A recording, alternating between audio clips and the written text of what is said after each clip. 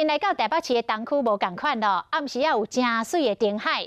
台北市政府打造种地艺术，东区在地店家嘛启动造假的计划，要来拼反转，互东区国兴起来。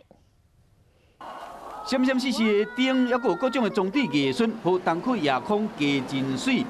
台北市政府是希望讲人潮会使带来钱潮，或者东区的商圈唔能够像过去一年外来安尼遮稀微。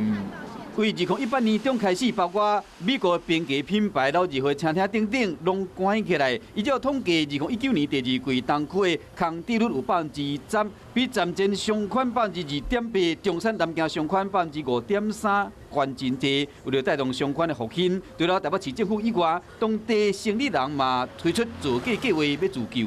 去这边有个造街的计划，那是以图书馆为起点，那目前有5个空间。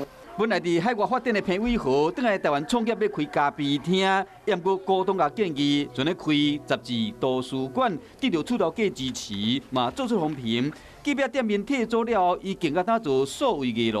6年来，伊甲股东前后开5000万。希望造假的计划，唔是要趁钱，拍平就好。伊希望扮演抛砖引玉的先锋，和脑规商圈转型再生，帮助东区商圈复兴。